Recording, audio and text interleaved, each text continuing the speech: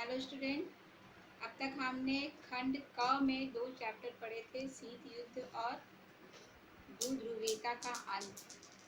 आज हम इसी नागरिक शास्त्र का जो एक दूसरा खंड है आपके सिलेबस में, जिसका नाम है आपका स्वतंत्र भारत में राजनीति खंड ख, इसका पहला चैप्टर आज पढ़ेंगे। इसके पहले चैप्टर का नाम है राष्ट्र निर्माण की चुनौतियाँ। अब राष्ट्र निर्माण की चुनौतियां, नाम से लग रहा होगा कि जब कोई राष्ट्र नया बनता है तो उसके सामने क्या क्या चुनौतियां आती हैं किसी भी राष्ट्र के सामने। तो भारत को सभी जानते हैं कि स्वतंत्रता कब मिली है। हमें स्वतंत्रता मिली है 14-15 अगस्त की मध्य रात्रि 1947 को। और उसी मध्य रात्रि को जब हमें स्वतंत्रता प्राप्त हुई थी तो नेहरू जी ने एक अपना बहुत मुख्य भाषण दिया था। इस भाषण का नाम भी बहुत प्रसिद्ध है। इसे हिंदी में बोलते हैं भाग्य वधु से चिर प्रतीक्षित भेंट। इंग्लिश में बोलते हैं ट्रिस्ट विद डेस्टिनी। ये बहुत ही फेमस प्रसिद्ध भाषण है उनका, जिसमें उन्होंने राष्ट्र को संबोधित किया था। बच्चों, अब आप ये जानिए कि जब कोई नया राष्ट्र बनता है, और वो भी भारत जैसा राष्ट्र जो कि कब से, सन 1600 में जब ईस्ट इंडिया कंपनी की स्थापना हुई तब से लेकर 1947 करीब 200 वर्षों तक हम अंग्रेजी शासन के अधीन रहे। और इतने लंबे समय तक अंग्रेजी शासन के अधीन रहने के कारण भारत की जो स्थिति थी आर्थिक राजनीतिक काफ़ी खराब हो गई थी। तो जो स्वतंत्रता हमें मिली थी, तो स्वतंत्रता तो मिल गई, और सभी जानते हैं कि उस समय भारत जब स्वतंत्र हुआ तो द्विराष्ट्रीय सिद्धांत का पालन किया गया, जिसमें कि 2 राष्ट्र बने। एक तो भारत बना, दूसरा पाकिस्तान बना, यानी हिंदुस्तान और पाकिस्तान। तो उतने बड़े राष्ट्र को उस समय जो बदली हुई परिस्थितियां मिली, स्वतंत्रता के साथ साथ जो खुशी मिली, उसके साथ साथ बहुत सारी समस्याएं भी वो हम सभी को मिली थी, जिसके बारे में आप सभी थोड़ा बहुत जानते ही हैं। आपने हिस्ट्री में भारत की स्वतंत्रता का इतिहास पढ़ा है 10th में। तो नए राष्ट्र का हमारा जो चैप्टर है उसमें ये है कि नए राष्ट्र की चुनौतियाँ क्या क्या थी। तो क्या क्या चुनौतियाँ थी वो हम देखेंगे। तो भारत जब स्वतंत्र हुआ था तो उसकी सबसे पहली चुनौती है एकता के सूत्र में बांधना। हम स्वतंत्र तो हो गए थे, लेकिन हमारा जो राजनीतिक और भौगोलिक जो क्षेत्र है वो अलग था। धर्म अलग, भाषा अलग, अनेक तरह के धर्म के लोग रहते थे, भाषा भी कई तरह की बोली जाती थी। और आप जान ही रहे हैं कि जब विभाजन हुआ तो उस काफ़ी त्रासदी थी। तो एक मुख्य समस्या थी कि हम इतने बड़े पूरे भारत राष्ट्र को कैसे हम एकता के सूत्र में उसको बांधे रखेंगे। और दूसरी समस्या है कि हमारी जो शासन प्रणाली हो वो कैसे हो। तो इसके लिए हमने लोकतंत्र को अपनाया है। तो लोकतंत्रीय शासन प्रणाली अपनाने के लिए एक संविधान की ज़रूरत होती है, क्योंकि जब तक कोई संविधान नहीं होगा तब तक हम लोकतंत्रीय शासन प्रणाली बनाए नहीं रख सकते। तो दूसरी समस्या थी कि लोकतंत्र हम कैसे बनाए रख सकें। और तीसरी समस्या थी कि समान विकास। जो भारत में उस समय धनी ने राजा थे और कुछ गरीब लोग, धनी और निर्धन लोग, तो उनको ये अपना स्वतंत्रता के समय से ही सभी दलों का ये था कि अगर हम स्वतंत्र होंगे तो सभी का विकास का ध्यान रखा जाएगा। ऐसी शासन प्रणाली होगी जिसमें गरीब अमीर ऊंच नीच सबका एक साथ हम विकास करेंगे। यानी तीसरी समस्या थी समान विकास का सिद्धांत। तो आपका ये जो खंड ख है, स्वतंत्र भारत में राजनीति, इसमें आप अलग अलग चैप्टरों में इन्हीं समस्याओं के बारे में पढ़ेंगे। इसमें पहले चैप्टर में पहले आप केवल इसके बारे में पढ़ेंगे कि एकता के सूत्र में कैसे बांधा गया। फिर आगे के जो चैप्टर्स हैं, फिर इन समस्याओं, इन चुनौतियों के बारे में आपको आगे के अध्याय में बताया जाएगा। यहाँ पर हम सिर्फ कौन सा चुनौतियों के बारे में पढ़ेंगे, केवल एकता के सूत्र में बांधना, इसी चुनौती के बारे में पढ़ेंगे। तो आपने देखा कि ये जो 3 चुनौतियाँ थी, तो ये 3 चुनौतियों को हम हर अध्याय में आगे के पढ़ेंगे। पहला अध्याय आपका हो गया एकता के सूत्र में बांधने, इस चुनौतियों के विषय में पढ़ेंगे कि कैसे बांधा गया, क्या क्या समस्या थी, कैसे सामना किया गया, फिर सरकार का क्या नजरिया था। फिर आगे के लेसन में, दूसरे लेसन में आप पढ़ेंगे लोकतंत्र के विषय में, और थर्ड लेसन में आप इसके आर्थिक विकास के विषय में पढ़ेंगे। अब हम हमारा जो एनसीईआरटी का सिलेबस है, इसके बाद जो टॉपिक है वो है विभाजन, विस्थापन और पुनर्वास।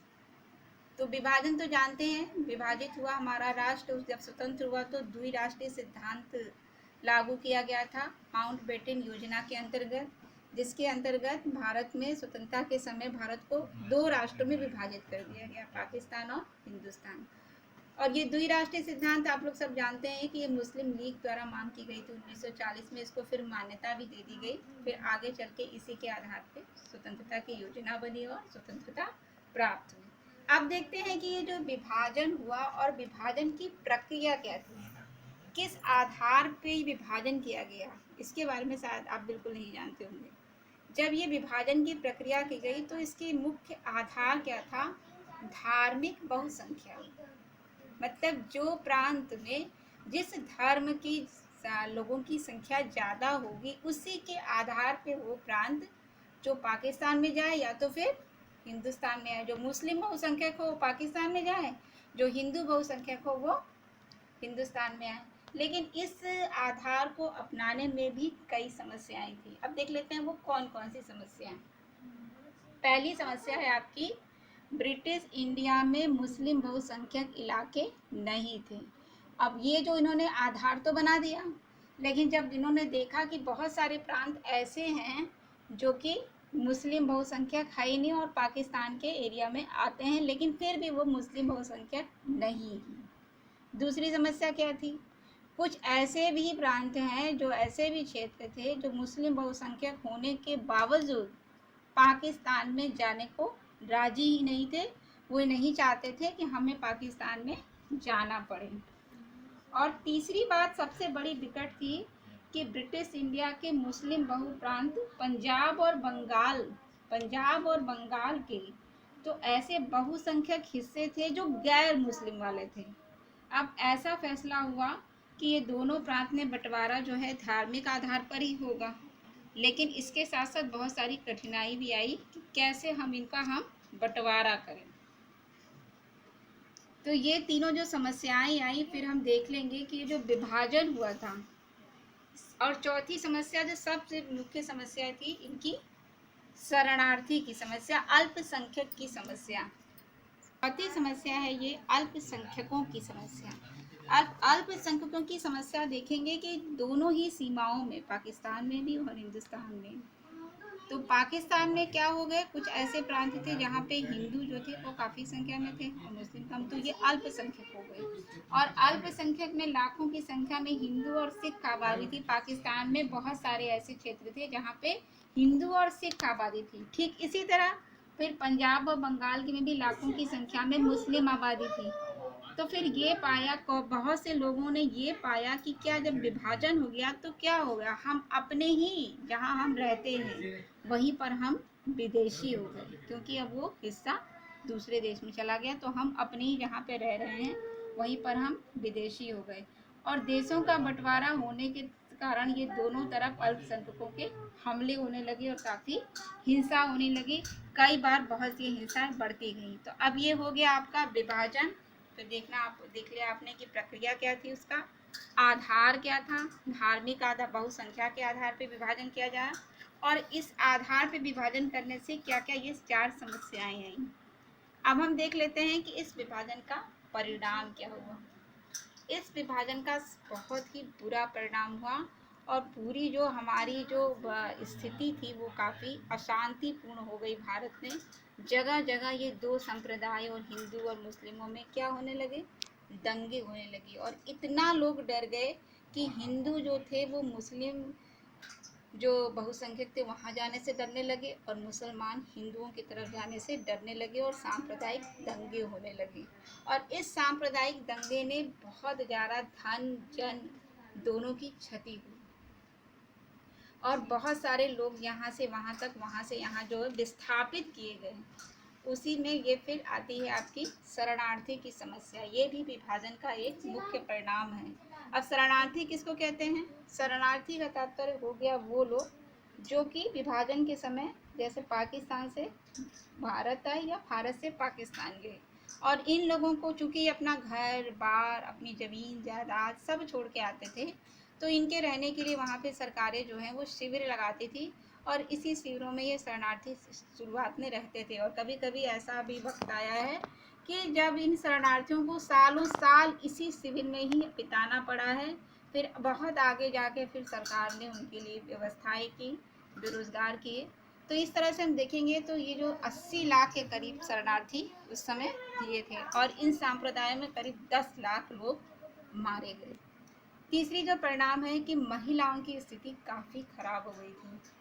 आपने बहुत सारे फिल्मों में भी त्रासदी को काफ़ी दर्शाया गया है, जिसमें दिखाया जाता है कि जब महिलाएं अपने, क्योंकि उसमें ये होता था कि जब दंगे होते थे तो मुसलमान हिंदू महिलाओं के साथ और हिंदू भी मुस्लिम महिलाओं के साथ काफ़ी खराब बर्ताव करते थे। तो यहाँ तक कि महिलाएं कभी कभी अपनी इज्जत को बचाने के लिए जहर की गोलियां खा लेती थी, मर जाती थी, क्योंकि ज़बरदस्ती उनको पकड़कर उनसे शादी कर ली जाती थी। तो इस समय महिलाओं की स्थिति भी काफ़ी खराब हो गई थी, यहाँ तक कि उन्हें अपने आप को बचाने के लिए आत्महत्या तक करनी पड़ती थी। चौथा इसका परिणाम है वित्तीय कठिनाई। अब इतने ज़्यादा जो विस्थापन होता है, बहुत सारे लोगों को अपना ज़मीन जायदाद छोड़ के यहाँ से वहाँ जब जाना पड़ता है, तो ये जो शिविर लगाते हैं सरकार शरणार्थियों के लिए, तो बहुत ज़्यादा समस्या सरकार के पास भी आती है कि कहाँ से उनके लिए हम खाने का इंतज़ाम करेंगे, उनके लिए रोज़गार का इंतज़ाम करेंगे।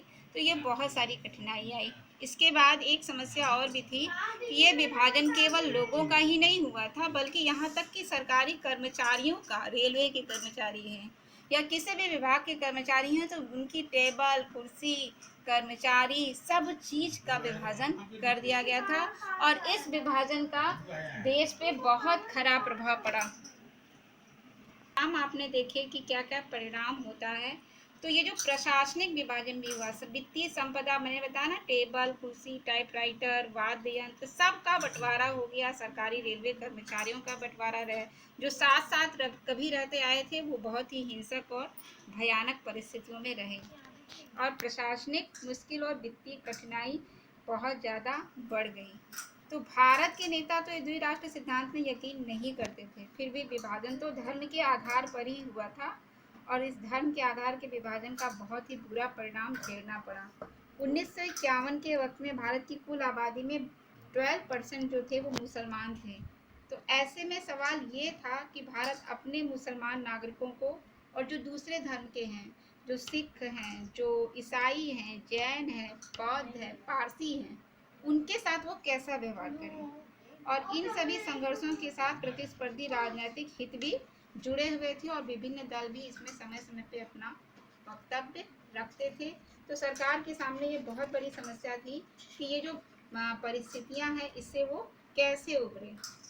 फिर भी भारत का जब संविधान लागू किया गया तो उसमें ये कहा गया कि जो भी व्यक्ति जो भी चाहे, जिस धर्म को चाहे, वो उस धर्म को अपना सकता है और उसमें कारण अपना व्यवहार कर सकता है, क्योंकि हमारे सभी मुख्य नेता जो थे वो धर्मनिरपेक्षता के ही हिमायती थे। तो ये बच्चों एक बहुत बड़ा चैप्टर है आपका, क्योंकि पूरा विभाजन की प्रक्रिया और पुनर्विस्थापन ये सब बातें हैं। तो आज आपके इस वीडियो में इतना ही। अब इसका जो इसी पार्ट का जो दूसरा पार्ट है, जिसमें हम पढ़ेंगे रजवाड़ों का विलय, वो हम दूसरे वीडियो में बताएंगे। धन्यवाद।